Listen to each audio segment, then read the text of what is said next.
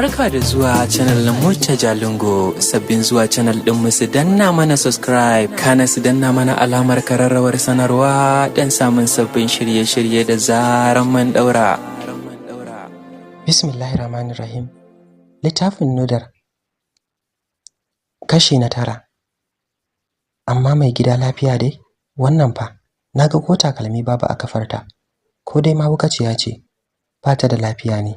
Dan Allah kamar sallama da shi please. Daga haka ya bude gate din ya shiga. Mun kai kusan minti 30 a tsaye, sannan sai gashi ya fito. Cike da mamaki ya kalle sa ya ce, "Saif alkali, lafiya kuwa?" Girgiza kai yayi sannan ya furzar da wata iska mai zafi daga bakin sa ya ce, "Zayyat, abubuwa sun faru a gidanmu daga jiya zuwa yau, marasa daɗin saurare."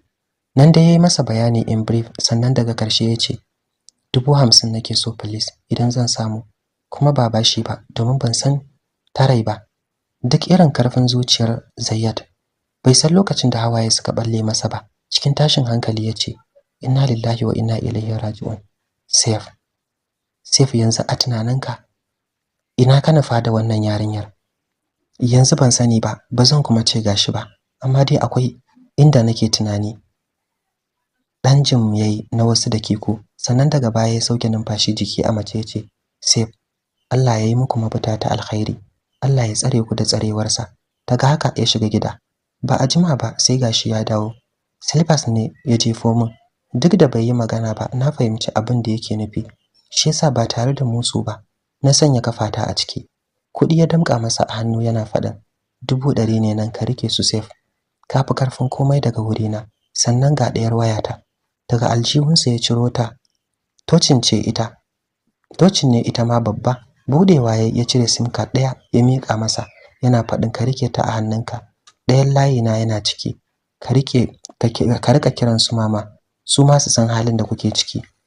Shi zai sa hankalinsu ya kwanta, musamman ma akan Nudar, har Allah ya kawo mana ƙarshen abin. Gyada kansa ya ce, "Thank you Zayyat. Allah ya saka maka da alkhairi. Har abada ba zan manta da wannan ba." Daga haka ya sa kai nima na bi bayansa, ya tare mana nabib muka shiga sai tasha. Allah sarki, a can koɗe bangaren Asiya tun wuraren karfe 11 na safe aka gama cancada mata kwalliya, ta yi kyau har ta gaji, ta fito tsakar gida sai kasaita take. Duk inda ta wulga ana kira mata amarya, tana famar washe hakora, amma kuma can kasaranta haushin Halifa ne ya cika mata zuciya, domin tun wunin jiya da take kiransa a waya yaki ya daga. Karshe duk ta kira ce mata ake wayar a kashe take, wanda ta rasa dalilin hakan. Komai bizin da yake ciki, ai ba zai ce wai ba shi da time din daga kiranta ba idan har shi bai kira ta ba. Anti Zainab baiwar Allah sai kai da kawowa take wurin ganin an gama hada abincin Abba da mutanansa na daurin aure. Ga abincin gida shi ma ta kai wurin masu yi a biya, har yanzu ba a gama hada kansa ba. Duk wurin da ta yi kira ta nan ake kiranta nan. Ita ma Firdausi tana can tana ji da mutane baki ma wasu baki masu zuwa. Duk wanda ma ya zo ta gefen Asiya can take tura shi wurin Firdausi. Umma ma an sha adan shadda mai maiko wanda ta ji wani kalar musulmin dinki, sai wani babbajewa take tana bada umarni, musamman ma ga Zainab. Komai za ta yi ba ta iya yin sa sai ta saka anti Zainabun, amma kuma ko me ta yi mata gani take yi ba daidai take ba. Tana cikin ɗaki da wasu baki, Ahmad ya zo ya kira ta gefe. Ta fito ya ce, "Umma, batun kuɗin da aka ce za a karo hatsi, na tambayi Abba ya ce kuɗin suna hannunki. Kin ga yau ne kasuwa kuma gobe ne za a kai kayan, gwanda a nemo su yanzu. Na yi magana da Lawandi mai kayan hatsin nan, idan aka bashi kuɗin sai ya siyo ya kawo mana zuwa dare." Haka ya kamata gaskiya. Ke Zainabu, da sauri anti Zainab ta ajiye kulolin da ke hannunta, ta zo ta ce, "Gani Umma, ina kuɗin nan da na baki daban, na ce miki da su za a ƙaro hatsi." Janyo jakarta ta yi da ke rataye a kafaɗarta, ta shiga zuge zip ɗin tana faɗin, "Ga su nan Umma." Ta fi minti 2 tana lalubar inda ta ajiye su, amma bata gansu ba. Ƙarshe jakar ta zazzage a kasa, komai ya zube, har da kuɗaɗe daban-daban, amma bata ga waɗannan ba domin su a leda baka suke a kulle, kuma duk sun fi yawa domin 300 ne. Kuma price din kuma piece din 500 ya fi yawa a ciki. Wai me kika tsaya kina bata min lokaci ne? ke shi kenan komai naki sai kin tsaya shashanci akai. Cikin fargaba ta ce wallahi umma kuɗin ne ban gani ba. Kan uba, a'a ƙara dubawa dai. Wallahi umma kin ga har jakar na zazzage ban gansu ba. Haya gaga ta fara tare da ɗaga murya tana faɗin wallahi wannan zancen ƙarya kike mini Zainabu. In damki kuɗi in baki sannan ki zo kina raina min da wayo ki ce wai an sace. To waye zai saci kuɗin idan ba ke ba? Daman ai tsiyar 500 kika bayar. Duk karyar arzikinku da ke da mijinki shine kuma da yake ba dan Allah kika kawo ba. Kika yi amfani da damar dan na baki kuɗi a jiya kika ɗauke min kuɗin kika ɗauki kuɗinki. Cikin tashin hankali ta fashe da kuka tana kallon mamar ta ce umma me haka dan girman Allah? Ta yaya zan sace kuɗi umma? Wallahi tallahi ba ni na ɗauki ban ɗauki ko biyar ba. Yanzu ki bari na aika Ruma gida ta dubo wata kila a can na baro su ta ranar da na koma da daddaren. To ima zaki aika ta dubo min kuɗi na ke komai naki na takaici ne. Tsit kowa yayi tare da mayar da hankali kansu ana kallon su. Zuciyar Aunty Zainab kamar za ta fashe saboda bakin ciki. Wannan wani irin abu ne umma za ta zo cikin taron mutanen nan tana kwance mata zani fi sabilillahi. Ita ma Firdausi tahowa ta yi ta tsaya tana kallon umma ta ce haba umma dan girman Allah me haka ne? Ahmad cikin takaici shi ma ya ce ni ma dai ban ga abin faɗa ba anan. Abubuwa sun yi mata yawa. Ya kamata umma a ce kin mata uzuri ko me ke da abba akan ta kuke dora shi tun daga farkon hidimar nan har zuwa yau. Kin ci ubanki Firdausi. Kai ma ungo naka. Dukiyar mutane a ce ta bata kuma ku ce ba zan yi magana ba akan me? Wallahi duk gidan uban da ta kai min kuɗi ta je ta nemo su domin wallahi ba zan dauki asara ba. Kayya haba Hajiya Murja wannan kuma da me yayi kama? Dan Allah ki bar mu mai hidimar nan cikin dadin rai. Me yi ta a watsi lafiya? Cewar mama Binta kanwar umma. Daman sun san halinta musamman ma akan Zainab. Babu wanda bai san halinta ba. Wucewa ummar ta yi ta shige daki tana ci gaba da bambami. Fada take akan dole ta nemo mata kuɗinta idan ma ba a gansu ba. Wallahi sai ta biya su dan ba za ta dauki asara ba. Mikewa Aunty Zainab ta yi tana ta kwale kiran Ruma. Sai ga ta zo a hankali ta iso gabanta ta tsaya cikin sanyinta tace Mommy gani. Cikin bacin rai tace tun dazu kin je ina ta ihun kiranki kina can kin tsaya sangarci da kika saba. Mutun shi kullum gashi nan babu wata attaka a tare da shi. Mommy ki hakuri. Firdausi ce tace ni ma dai wallahi kwanan nan abin ki Ruma sai ƙara gaba yake. Kullun ga kinan kamar marar lafiya. Babu walwala kamar mai takaba haba. Mukulli Aunty Zainab ta mika mata tace ungo nan ka 2000 ki hauna babe. Ki sauri ki je gida ki dubo min kuɗi a leda baka. Ki duba da kyau kan miro din bedroom dina har falo da kan fridge. Dan Allah Ruma ki duba da kyau. Insha Allah kuɗin nan yana gida. Karbar mukullin tayi ta kalli Khadija. Yarinyar wurin Firdausi tace kanwata Khadija mu je ki raka ni. Wani irin ta je ta raka ki Ruma? Dan dai ku je ku tsaya shiririta. Ki ruga yanzun nan ki je. Ina jiran ki dawo dan Allah. Kuma ki hauna babe ko nawa yace ki biya. Kin san cewa babanku baya son hawa mashin. A hankali ta fara tafiya zuwa kofa. Da tafiyar nan ta tamkar ba ta sanye. Cikin bacin rai Aunty Zainab ta ce Ruma idan baki sake jiki kin yi sauri kin dawo ba wallahi sai na ci ubanki. Haba Zainabu dan Allah ki lallaba ta mana. Cewar wata tsohuwa da ke nan zaune a gefen su tun dazu tana sauraron su. Ruma tana fitowa kawai ta fara share hawaye. Bata jima a hanya ba ta samu Nafif. Yace mata 600 ba musu ta shige amma wani gefe na zuciyarta cike yake da fargaba. Tana zuwa ta sallame shi da sauri ta shige gida. Tana gudun kada ta ce ya jira ta kuma ta kasa ganin kuɗin cikin lokaci. Tana shiga cikin sa'a kuwa bata sha wahala ba ta ga kuɗin akan fridge kamar yanda ta ce. Cikin sauri ta fito ta rufe gidan sai dube take kamar mai neman wani abu. Kabanta ne ya tsananta faduwa. Ganin ko tsuntsu babu a layin nasu kamar koyaushe. Tana juyowa ta yi kicibis da shi. Ya tare gabanta yana mata murmushi. Rumata. Nan take jikinta ya dauki mazari tamkar ana kida mata goge a gidan yan bori. Ka matsa min a hanya ni sauri nake. Sai da ya waiga ko ina ya ga ba alamar kowa har kofar gidan iyayensa. Sannan ya kama hannunta ya ce ki biyo ni kawai bana son musu. Kin fi kowa sanin hakan. Idan ba haka ba kuma wallahi zan ci miki alkawarin ki da na dauka ko da yaushe. Hawaye na bin idanta ba dan ranta ya so ba. Ta bi shi kamar koyaushe idan ya samu sa'arta. Motar sa ya bude wanda ta shiga wanda ta sha Tintek har ta gaji, baka ganin komai idan ba duhu ba. Ya tura ta gidan baya, sannan da sauri ya dawo gefe ɗaya ya shige kamar koyaushe. Gyalanta ya fusge tare da tura hannayensa cikin gaban rigarta, yana mai shafa allon gabanta kamar mai jin wani dogon daɗi yana ratsa sa. To babu wani nonon albarka a kirjinta, girman jikin ne kawai irin na yaran zamani, kwata-kwata ko 14 bata cika ba. Kirgen dangin nata ma basu wani fito sosai ba. Ta gaban wandonsa ya zuge, ya fito da bananarsa ya bata umarni da ta kama, ita ma ta murza masa kamar yadda ya koyar da ita. Tana kuka tana komai, haka ya kama bakinta da ya sha man baki sai shining yake, ya shiga tsotsar su san ransa. Sai da ya ji kukanta ya tsananta sannan ya janye a jikinta wani irin mugun sannan ya janye a cikin wani irin mugun yanayi. Murya da ƙyar yace, "Thank you Rumata." Ki ma ki ce kin gode. Jiki na bari tsabar tashin hankali tace, "Na gode." Roma, kin fi kowa sanin yanda zaki godiya." Rantsa idanuwanta tayi tana mai girgiza kanta kawai tace, "Thank you to baby Hamid." Yawwa to bye bye. Har ta yunkura da nufin ficewa ya kamo hannunta ta waigo da karfi.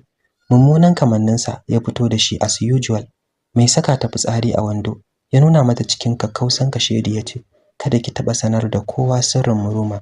Wallahi idan kika sanarwa wani zan kashe ki, in kashe Hidaya, in kashe Momi kamar yanda nayi miki alkawari." Gyada kanta ta shiga yi alamar ta dauka, sannan yayi wani murmushi ya saisaita kansa ya bude ya fita. Sai da ya tabbatar ba kowa sannan ya zagaya ya bude mata ta fito, tana mai gyara dan kwalinta. Yanayin da ledar kudin ta sulbuce ta fadi can kasan seat dinsa. Oya, share hawayen fuskarki. Da sauri ta goggoge da mayafinta, sannan ya bata umarnin ta tafi. Yana daga mata hannu har ta bacewa ganinsa. Wani murmushin ya ƙara yi tare da tauna gefen labbansa, yana mai shafa bayan kansa. A ransa yana imagination irin zubi da tsarin halittarta, ga kyau tamkar ita ce ta halicci kanta. Hakika ba karamar mace za a yi ba nan wurin. Haka zai yi ta lallabawa da abarsa har Allah ya gwada masa ta isa aure, sannan sai ya tura iyayensa a nema mai aurenta. A yanda yake ji ma ba zai iya bari ta dauki dogon lokaci a gidansu ba tare ta ya mallake ta ba. Bayan ya gama karanta wasikar jakinsa daga karshe ya bawa motarsa wuta ya wuce. Ruma kuwa tana gama shanye kwanar da take hangosa, ta samu wani wurin bishiya ta zauna, ta kifa kanta ta rika kuka na fitar rai. Sai da ta yi har ta ji ya ishe ta, sannan ta tashi da nufin zuwa neman Nafef ta koma gidan kakarta Hajiya Marja. Take hankalinta ya ƙara tashi, tana sakon da aka aiko ta dauka na kuɗi. Dube ta shiga yi tamkar za ta yage kanta gida-gida. Tana ta lalubar jikinta ko za ta ga kuɗin, amma ina, kuɗi na cikin motar Hamid. Inna lillahi wa inna ilaihi raji'un. Wayyo ni Roma, yanzu ya zan yi da Momi kenan? Ko in faɗa mata inda kuɗin ya faɗi? To idan na faɗa mata, me ya kai ni motar Hamid? Yaron da Momi ke cewa ba ta son yana gaida ta domin ya cika shegen kallo. Sannan idan na ce kuɗin yana motarsa, zai iya halaka ni kamar yadda ya yi alkawari, kuma ya kashe min Momi na da Hidaya. Kuma dai in faɗa mata har abin da yake yi min, in ya so su haɗa shi da 'yan sanda. To ai kuma a unguwar tamu gidansu sun fi kowa kuɗi, kuma ya sha faɗa min cewa ko da na faɗa babu abin da za a iya yi masa, domin babansa na da mugun kuɗi. Har ta tare Nafef ta shiga, bata yanke magana guda da za ta faɗa mata ba. Kirjinta sai lugude yake tamkar dai ana dukan uku. Tana shiga suka yi ido biyu da Aunty Zainab, take ta ji kirjinta ya buga. Cikin karfin halin da take, tana mai kawar da idanta daga kallanta, jiki a sanye ta ce, "Momi, ni dai na duba ko ina ban ga kuɗin nan ba." To gidan uban wa kika tsaya tun dazu? Ke da nace ki je da sauri ki dawo, kin je kin samu wuri kin makale kamar an aiki bawa garin su. Wallahi tallahi wannan rayuwar take tana bani bakin ciki Ruma. Momi wallahi kin san Nafef wahala take. Dama shin ne da yanzu na dawo, amma kin san Nafef musamman ma idan mutum ɗaya ne, ba san zuwa suke ba. Sassauta muryar ta yi, tana mai kallanta da kyau tace, "Me ya same ki to? Naga fuskar ki ta kumbura." "Zainabu, kuɗi na ya bata, amma kika tsaya fere da yarki. Maimakon ki bincike ta, idan bata duba da kyau ba ki je ki dubo shi. Shine zaki tsaya kina fere da ita. Ke Ruma, kin tabbatar kin duba ko ina duk inda tace miki?" Juyowa Ruma ta kalli Umma tace, "Ko ina da tace in duba na duba, kuma ni ban gansu ba Umma." "To kin ji Zainabu, ba a ga kuɗi na ba, kuma ni kuɗi na nake da bukata yanzu." jakarta ta zuge ta tattaro kuɗi kusan 150 ta miƙa mata tana faɗin, ga wannan umma ki rike kafin na aika POS. Zainabu, su masu hatsin tsayawa jiran ki za su yi har san da kika ga dama kika aika POS? Wayar ta ciro tana ta kuka ta kamo namban Sufyan kawai sai ga Abba ya shigo. Ga gida ya cika tamkan da mutane amma babu abin da ake sai zancen Umma da Zainab. Cikin tsananin bacin rai ya shige ɗakin sa tare da kiran Ummar da sa'anti Zainab din. Suna shiga ya fara fada da Umma tamkar zai ruga mata mari yana fada. Marja, ke kam kin shiga uku wallahi. Kudin ki ne? Nace kudin ki ne? Idan ma ta batar meye naki a ciki tunda babu sisinki. Alhaji, ni kake yi wa goren cewa babu sisi na? To da wa aka yi kudin ba da ni ba? Amma tsabar san zuciya da butulci zaka tsaya kana ce min wai kudi na ne? Koda kuma ba kudi na bane tunda har ka bayar a siyo kayan aure, a siyo kayan auren yata, ai sun zama nawa. Ita kuma dake ba kudin yar uwarta bane tsinto ta akai. Ita kuma da yake ba kudin yar uwarta bane tsinto ta akai ko kuma daga sama ta fado gidan, dole ki tozarta ta cikin jama'a. Wallahi kin ga Murja, ina faɗa miki ki bi a hankali. Cikin kuka anti Zainab ta ce, Abba ka bar shi kawai ba komai, na kira baban Hidaya ya turo min da kuɗin. Zainabu, shakura minki, wallahi sisi ba za ki biya ba. Kuɗi dai nawa ne ko? To ki bar shi, ni na yafe miki, zan kara ba da wani. Daga haka ya fice daga ɗakin, zuciyarsa na yi masa babu daɗi dangane da lamarin Hajiya Murja. Kullum abinta sai ƙara gaba yake. Duk da ta ji da kunnenta cewa ya ce zai biya kuɗin, amma kuɗin da ta dunkula ta bata, ta san har abada ba za ta mayar mata ba. A hakan ma alhamdulillah, tunda har Abba ya samu ya kashe wutar, ya fitar da ita daga kunyar tozarcin Umma cikin taron jama'a. Daga Asiya har Firdausi babu wanda wannan lamarin yayi wa daɗi na Umma bata kyauta ba. Basu ji daɗin abin da take yi wa, ba sa jin daɗin abin da take yi wa Aunty Zainab ko kaɗan. Ruma tana ganin an shashance da zancenta, ta faɗa kuryar ɗakin Alhaji Ma'aji, ta kwanta akan gadonsa ta yi ta kuka. Ruma yarinya ce mai shekaru 13, tana cikin ta 14. Yanda mahaifiyarta ta kasance mai shiru-shiru da rashin son magana, ita ma haka take, ko in ce har ta zarce ta ma. Yarinya ce mai tarbiyya da tsananin kamun kai. Iyayenta suna iya kokarin su wurin inganta tarbiyyar su ita da Hidaya, wanda har yanzu suke kai. Tana da matukar hazaka da baiwa a bangaren boko da Islamiyya, don ko ta nan fannin akwai ta da kaifin hadda. Hamid yaron makotansu ne, layi ɗaya suke da su. Ya fi wata 7 da fara aikata mata haka. Sai ya bari ba kowa sai ya tare ta. Kuɗi ya fara rudarta da su, ya ga cewa ba ta so, ya fito ta sigar rarrashi. Nan ma bata amince ba, tana ta ɗaukar al'amarin ba komai ba. Lamarin kuruciya, sai da ya ga tafi karfinsa sannan ya fara tsorata ta da mugun kalamai. Yana firgita mata kurwa, tun yana shafa ta sama-sama har ya fara jin ta kwararo ko a mota, yana dirzarta yanda ransa yake so. Daman da sanyinta take, shi yasa da canji ya zo a cikin rayuwarta. Mahaifiyarta bata gane kan komai ba. Ita dai ta fahimci canjin sanyin jikinta ya wuce yanda take a baya, kuma sai ta zauna ta yi shiru ko kuma ta rika kuka. Da zaran ta tambaye ta sai ta ce kanta ne yake ciwo. Idan ta matsa mata da tambaya, ba ta samun wata amsa gamsasshiya, sai dai ta ce ke kika sani, can ki karata da mugun sanyin halinki. Tunda shi mutum kullum kamar jariri haka yake komawa. Ga Hidaya ga Ammar, ba zan koma kanki ba, ina ta rarrashinki kamar wata jaririya. Idan kika canja, rayuwar kika canja. Idan kuma ba za ki canja ba, ke kika sani. Shi yasa damuwa ta yi mata yawa, hatta gefen haddar Alkur'ani ma ta yi baya sosai, wanda har malamin su ya zo ya sallama wa Sufyan, amma still basu gane komai ba. Tana tsoro ta faɗa mishi kuma ya aikata musu abin da yace. Haka dai take ta tafiya har yanzu bata samu mafita ba. Karfe 12 na rana daidai duniya ta shaida ɗaurin auren Asiya da Halifa akan sadaki naira 100,000.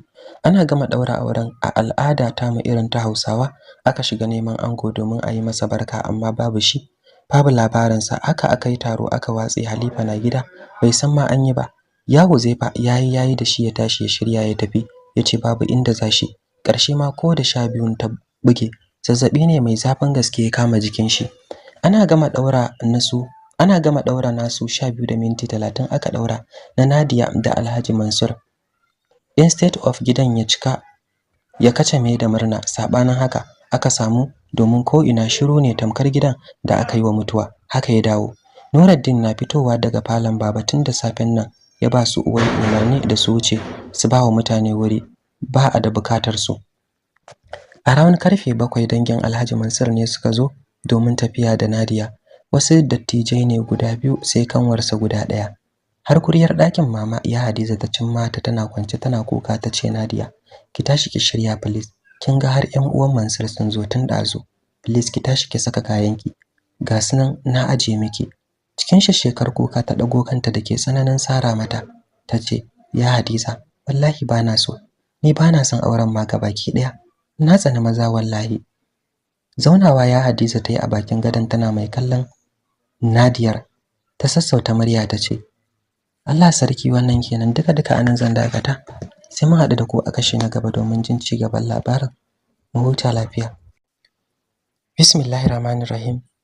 Littafin Nudar kashi na 9. Amma mai gida lafiya dai?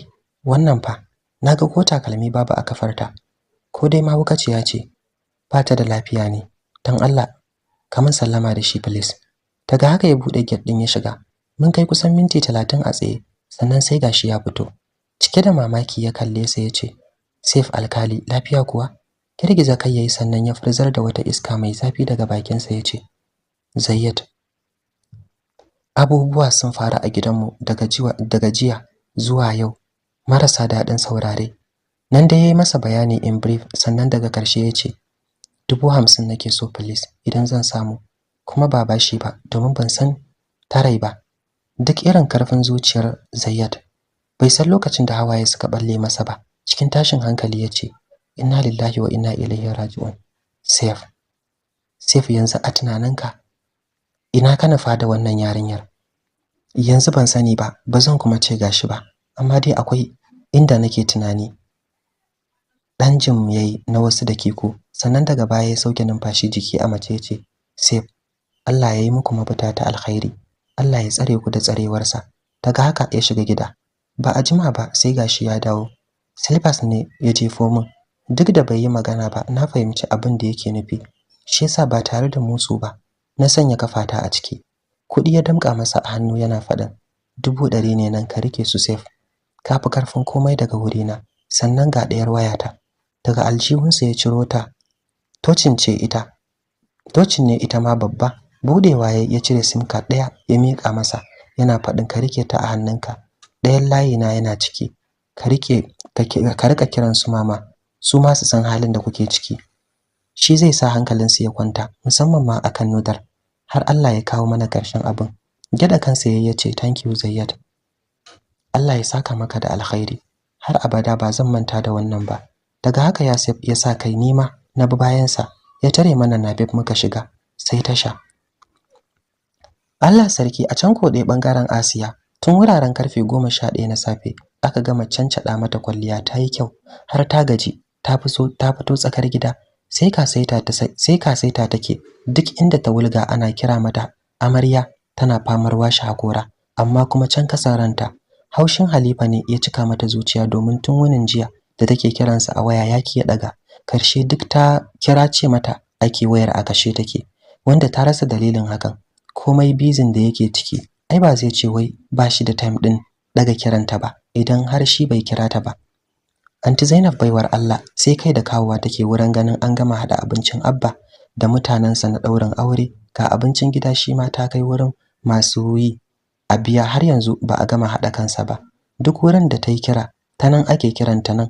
Ita ma Firdausi tana can tana ji da mutane baki ma wasu baki masu zuwa duk wanda ma ya zo ta gefen Asiya can take tura shi wurin Firdausi. Umma ma an sha adan shadda mai maiko wanda ta ji wani kalar musulmin dinki sai wani babbajewa take tana bada umarni musamman ma ga Zainab komai za ta yi ba ta iya yin sa sai ta saka anti Zainabun amma kuma ko me ta yi mata gani take yi ba daidai take ba. Tana cikin ɗaki da wasu baki Ahmad ya zo ya kira ta gefe ta fito ya ce umma batun kuɗin da aka ce za a karo hatsi na tambayi Abba ya ce kuɗin suna hannunki kin ga yau ne kasuwa kuma gobe ne za a kai kayan gwanda a nemo su yanzu. Na yi magana da Lawandi mai kayan hatsin nan idan aka bashi kuɗin sai ya siyo ya kawo mana zuwa dare. Haka ya kamata gaskiya. Ke Zainabu Zainabu, da sauri anti Zainab ta ajiye kulolin